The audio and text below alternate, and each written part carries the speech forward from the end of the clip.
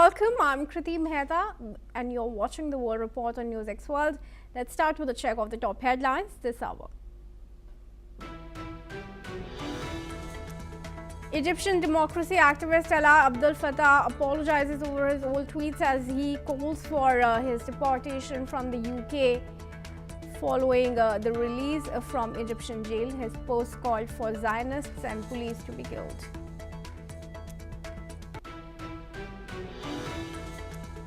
US President Donald Trump expected to push for progress in Gaza. Stalled ceasefire in meet with Israel Prime Minister Benjamin Netanyahu today. Talks are likely to also focus over Hezbollah and Lebanon in Iran. US President Donald Trump says Ukraine peace deal near after what he said were terrific talks with Ukraine President Volodymyr Zelenskyy. Offers to address Ukrainian parliament on plan to end the war. Taiwan condemns Chinese military drills around Taiwan that come after China issues serious warning against any push for independence. Turkish broadcaster TRT reports 7 Turkish police officers were wounded during a clash with suspected Islamic State militants in Yalova province in northwest Turkey.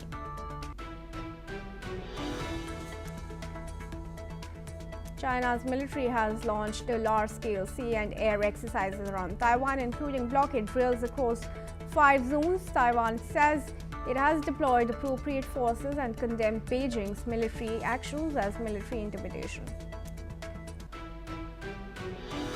Man goes on stabbing spree in Suriname's capital, Paramaribo, after altercation with estranged wife, kills 9, including 5 children. Landscape aims to rival SpaceX with reusable rockets. Its Zook 3 test failed, but the startup is pushing China's private space sector towards cost-efficient, reusable launch technology inspired by SpaceX. Landscape plans IPO funding to support future projects.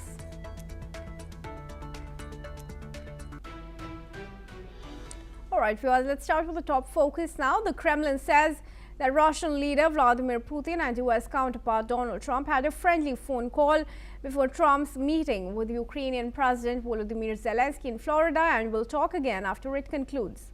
The Kremlin has also urged Ukraine to make a brave or courageous decision to withdraw its troops from the eastern Donbas region to end the war. This is a key demand of Russia for any peace agreement, but one that Ukraine has publicly rejected as ceding territory it says is unconstitutional. Now, joining me on this discussion is Rabinder Sachdev. He's an international affairs expert and he joins us from New Delhi. Thank you very much, Mr. Sachdev, for joining me, and a very good morning to you. What do you think? Can any agreement be arrived on Donbass after this call takes place between Putin and Trump following the Zelensky-Trump meet? Thank you. Good morning to you and to your viewers. My first reaction or assessment would be that I do not see any pause in this conflict happening. That's my first, reaction to whatever developments are there. Sure, it depends. The devil lies in the details. So let's see what the details are which come up. But broadly speaking, there can be, to my mind, there can be no possibility that Russia will pull back from any of the territories that it has occupied. I do not see that happening at all. Putin will not be able to justify his special military operation. He will not be able to justify the killings of many Russians which have been killed, the young men and women of the Russian army. And he will face, I think, significant dissent in his home itself amongst his elite as well as in the mass opinion if he were to now try to get off this tiger. He is riding a tiger and he will need to keep riding this tiger. He cannot get off this tiger. From all reports, what it seems, Zelensky is now proposing I'm talking only the territory part. He is suggesting, or there is a talk of a demilitarized zone. That is, Russia draws back, from where it is currently, and Ukraine, draws back or what, I don't know. But I do not see Russia withdrawing at all. On the other hand, as you yourself just mentioned, Putin has again called upon, Ukraine to withdraw from the territories that it claims. Essentially, what regarding the territory we know we have is that, Luhansk is, I think, around 95% or 100% controlled by Russia already. Donetsk is already controlled also around 90%. Russia is wanting the balanced 5%, 10% in these two provinces so that it has 100% of these two. And then there is Zaporozhye and then there is Kherson. Those both provinces, Russia occupies around 75%. Now, Russia wants all 100% of both of those. So I do not see any scope of withdrawal on the territory. And then there's a question of, the security guarantees which Yes. Ukraine seeks, and I mean many other things. The Russian money which is there in the banks, but I think that question is not settled. The Russian money which is there is not being used. European Union is not using that money which is in Belgium or Switzerland, total about $250 billion. I mean, the chances seem absolutely very, very little. So I'm a bit surprised. Fine, we've heard this story before. We heard this, this expectations before also. So we do hope that peace prevails. But on the whole, I see no chance of that happening. But do you think that given the fact that the talks, between Trump and Zelensky happened right after the call with Putin, Putin and Trump also spoke on the phone, that could really indicate that some progress may really have been made? Especially No, after Putin, Trump says that 95% of it is done, the peace deal. Should we really believe him this time when he makes that announcement and also goes on to offer to address the Ukrainian parliament on the plan to end the war? certainly, I mean, we should believe the US president what he says, right? We should. But at the same time, we can draw our independent assessment also, irrespective of what the US president is saying. That is one. Secondly, Putin will and is stretching this war out. He wants to stretch it out. So he's playing along. Yeah, sure. He says, yeah, good progress, good talk. Let's come back to the core principles and then we talk. The core interests which Putin has repeatedly and again emphasized include the issue of territory. And by the way, there's another element in this whole peace deal is that Zelensky, according to Putin, is an illegitimate head of state. An election has to be conducted so that whosoever signs on behalf of Ukraine has the legal authority and legitimacy. Now, what does it mean? Will there be elections in 3 months and then this and that? So there are too many wheels within wheels.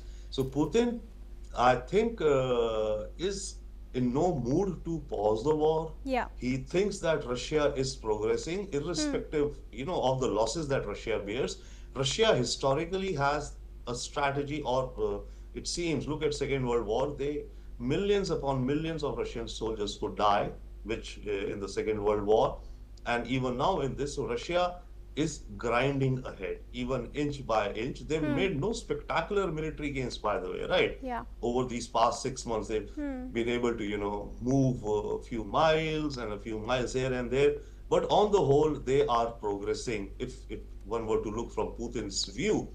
So he sees, and Russia is not hurting, irrespective of the economic sanctions. Yeah, they will have some impact down the line. So Russia is not hurting particularly, though it is. And Putin cannot justify to his own people. And Putin and Russian elite, they've made this precondition, or this is their condition, that these four provinces have to be 100% within of Russia. They've had a constitutional amendment, right? They're issuing passports to these people. How will Putin justify backing away from the territory which he currently holds? I doubt it. Sure. Well, thanks, Mr. Sachdev, but I request you to continue to stay with us as we have some more news now coming in from the United States. Viewers, tensions are rising between Venezuela and the U.S. once again. President Nicolas Maduro has praised Venezuela's military as invincible.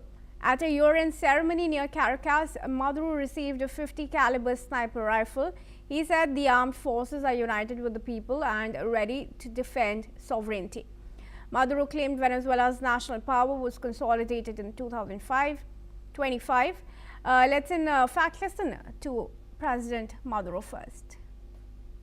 Cada estandarte, cada símbolo representa una historia de más de 200 años, porque nuestros militares tienen una historia gloriosa, como militares emancipadores, humanistas, guerreros invencibles. No son militares imperialistas, no son militares que salen a bombardear pueblos, a matar pueblos, a robar riqueza. Meanwhile, the United States is stepping up its military presence in the Caribbean. More U.S. transport planes have arrived in Puerto Rico. Ground vehicles were also seen alongside warships, jets, and an aircraft carrier. U.S. President Donald Trump has accused Venezuela of fueling drug trafficking. His administration has bombed suspected drug boats and threatened strikes on land. Trump has also authorized covert CIA activity targeting Caracas. And I request Rabinder Sachdev to join me back in the discussion here. Mr. Sachdev, do you think the statements that have been issued by Russia and China are going to deter Trump from escalating his military presence in the Caribbean? Absolutely not. You know, the statements by China and Russia, what can they do? Nothing. These are mere words. At most, if the issue comes to some diplomatic or the global forum like the UN or UN Security Council, even there it would be like posturing. These two, they cannot do anything, I mean, practically speaking.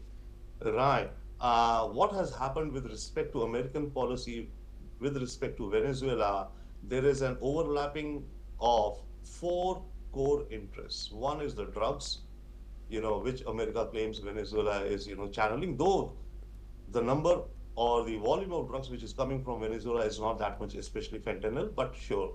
So drugs.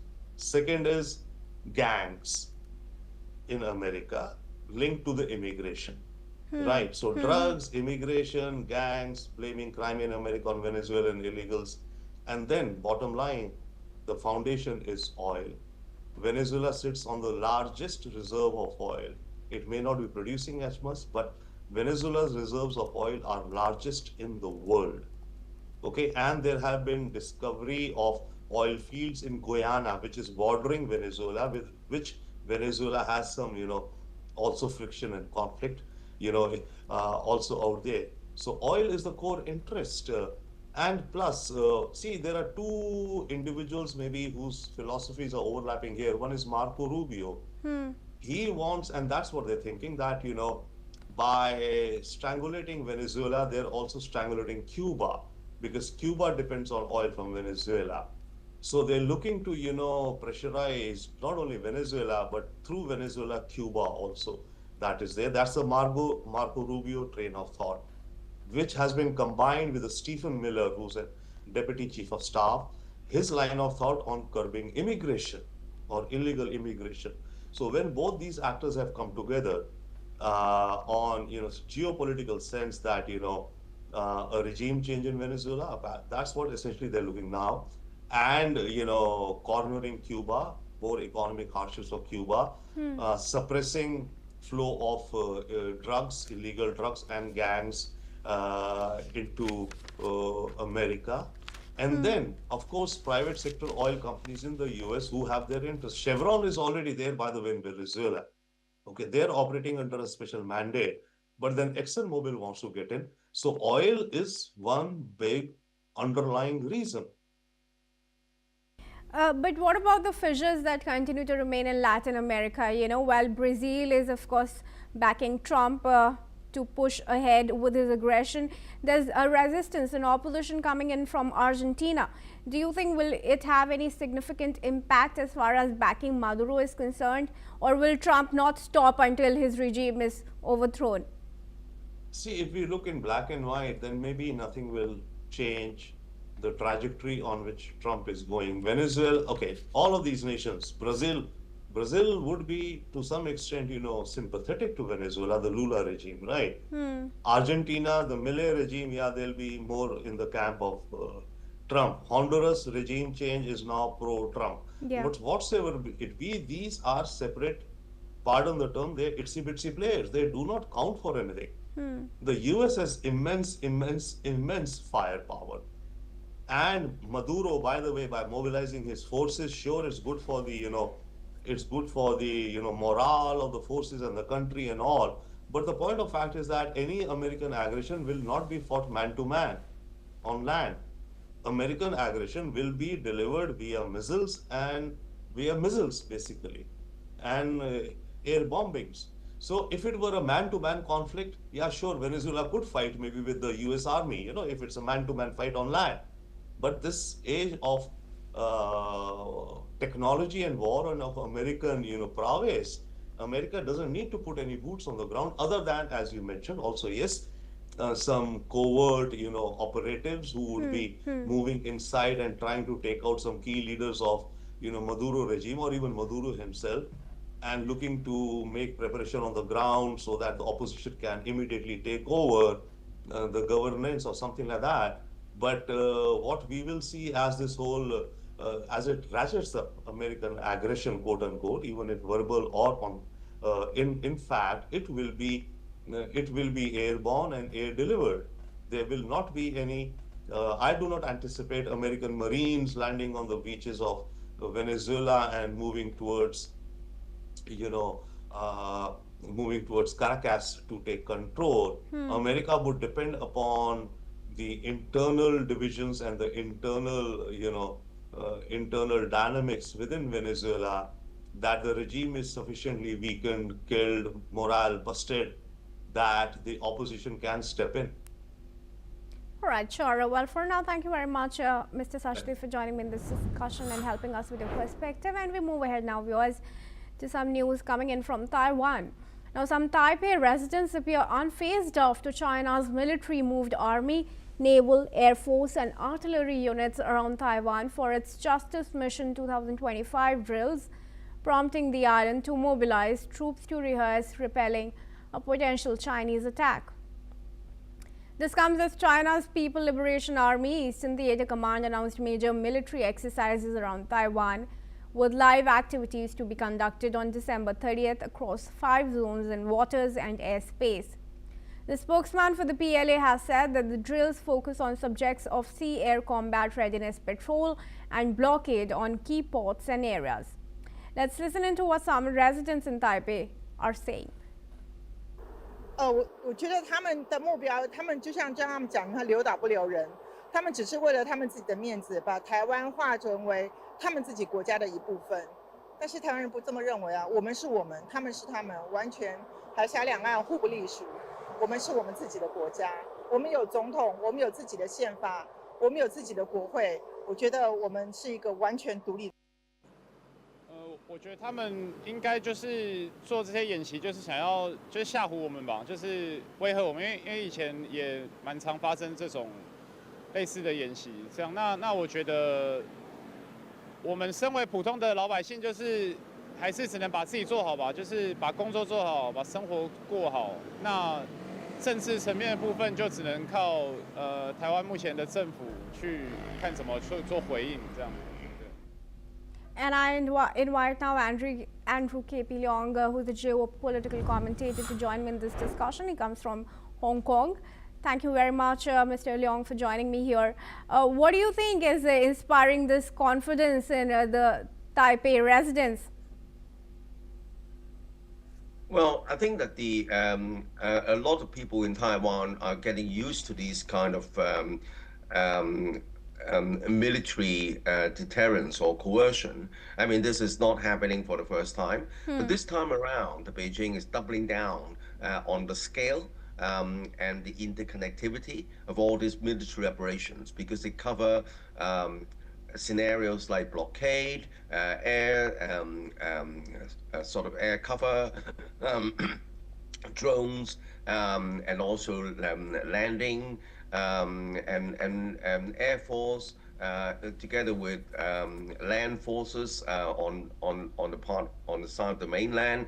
And you look at the various theaters, they're surrounding the whole Taiwan island, on the eastern side, on the southern side, on the western side, the northern side. In a way, is similar to the operation following the provocative visit by Nancy Pelosi some years back. And this time around, it is a warning. It's a warning against pro-independence forces in Taiwan, characterized by its current leader, who has long known to be a separatist. Secondly, is a warning against other countries like Japan, in particular Takaichi's recent remark, suggesting that Japan may be involved in any kind of defense of Taiwan. In all circumstances, is a warning against the United States using Taiwan as a pawn. But above all, is doubling down on creating a momentum, driving the island towards negotiation, because peaceful unification remains Beijing's primary objective. Now, as far as the military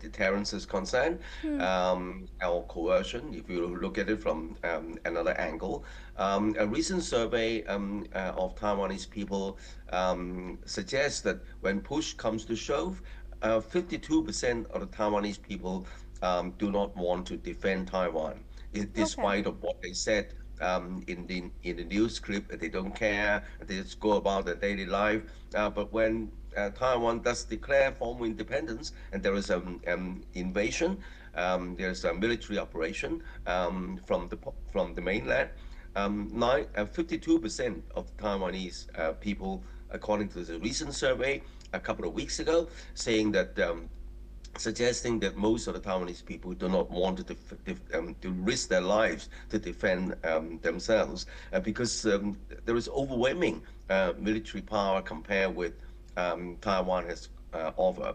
So I think that, on the one hand, it's a warning against separatism, a warning against foreign intervention, foreign interference, but also creating or accelerating the momentum towards a negotiated settlement, not only through military deterrence, but also through economic and diplomatic isolation. And a lot of countries don't recognize Taiwan. In fact, Taiwan has been de-recognized as a nation long time ago, since President's visit to Chairman Mao. And the United Nations doesn't recognize Taiwan as a country, only Beijing, and hence the one China policy. But so Mr. Leong, but in the event if there is a blockade by China, is the Taiwanese military prepared, or will it look up to Japan and the US?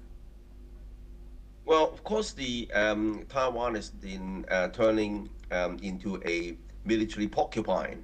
Under the Taiwan Relations Act, the United States has been empowered to continue to supply arms to Taiwan to defend itself. According to the American latest policy on Taiwan, is driven by the so-called communique and the three assurances, suggesting that the United States does not have any preconceived idea about the future of Taiwan, but opposes the unilateral use of force to change the status quo.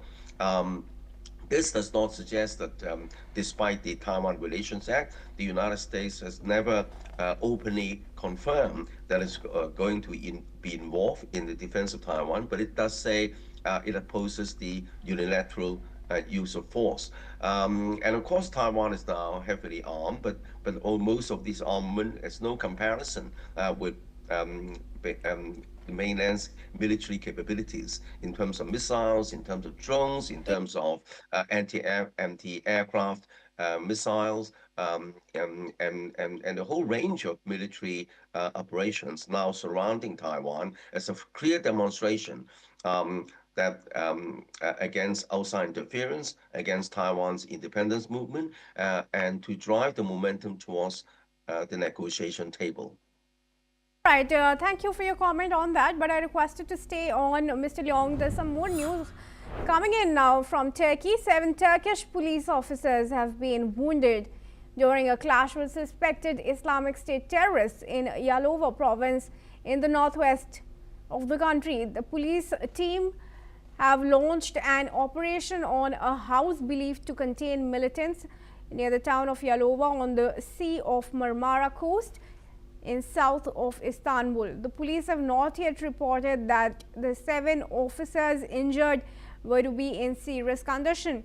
The suspects had opened fire on the police as they launched the operation. Police special forces were sent to the area from Bursa province to provide support.